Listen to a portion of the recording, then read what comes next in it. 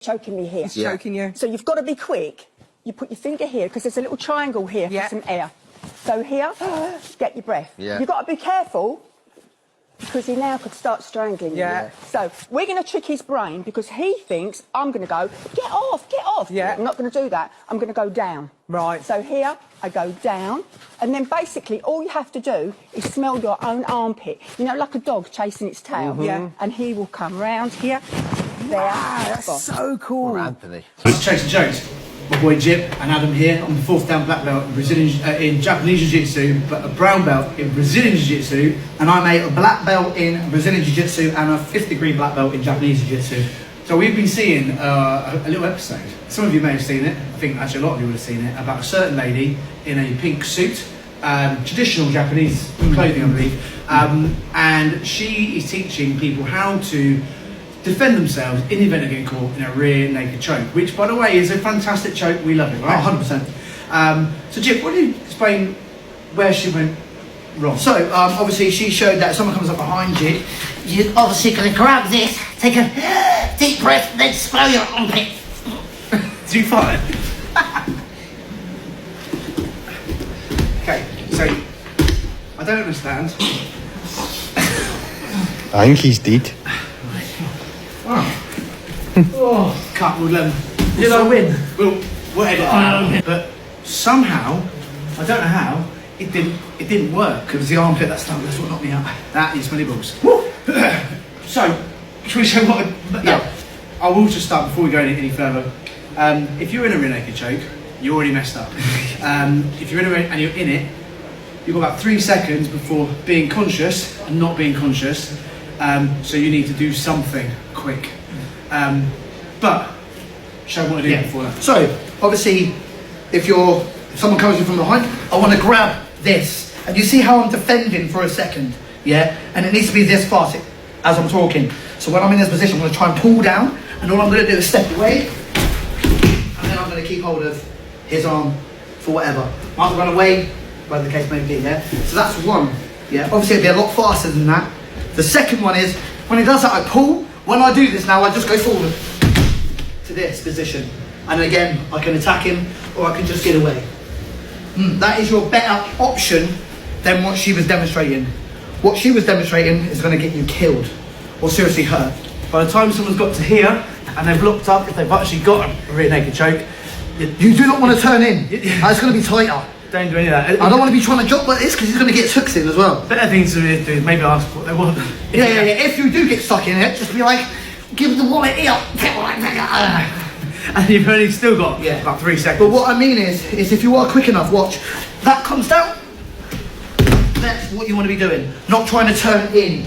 Because the minute you turn in, someone's going to take the back, get the hooks in, flatten you out, could punch you. It's just bad. It's just bad. So the better option is, as you go, pull it in, go down, or come a step around, take the leg out. That's your better option too. And that's just two of about a million other things. Yeah, a million other things. Breathe in, and then... And don't forget that... And then doing... Look to your armpit, or wherever it is. Don't. 100%. Alright. Thank you. Next time. More hints and tips. Hi, it's Adam from Chasing Jokes. First of all, thanks for watching that video a minute ago. We really, really appreciate it. And I wanted to say 2 things, really. The first thing is just a comment on the lady in the pink. We will do a video, a breakdown as to why what she's saying, it won't work.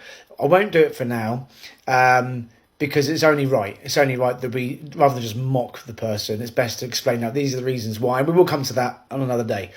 A little insight into it is when you do a rear naked choke, you come underneath the chin, you normally, and then you try and I can't do it to myself, obviously, but anyway, this part is where the front of your neck is, and that's where you breathe, and this is where your blood supply is to your head.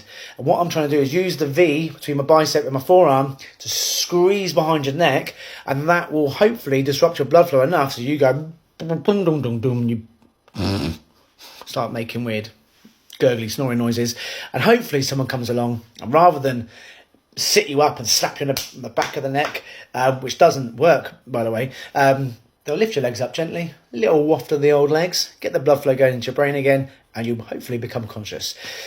So taking a breath before a rear naked choke, it won't actually, maybe because it's called a rear naked choke, maybe that's why people confuse choking, as in when something's stuck down your throat, versus a strangulation, which is the blood flow.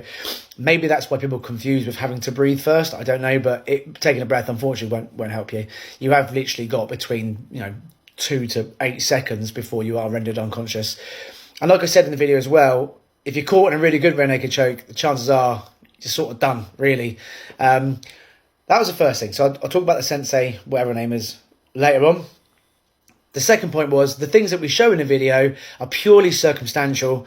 There is a common theme, I don't know if you noticed or not, but it's where Jip grabs my wrist, or this part of my hand, and my elbow to try and stop that arm coming around and circulating around the neck. That's the starting point, and it is just a starting point. What happens next is purely down to a multitude of things.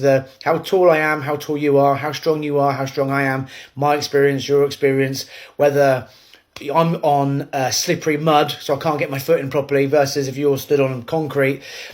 A whole bunch of stuff will play a part in what happens next in the story. What I'm advocating is that we showed you 2 things then, but there are 2 of a million different things that you could do. And even then, I could show you a million different things, and none of them may work in the situation you're particularly in. Because what if the person's stronger? What if you're on slippery ground? What if...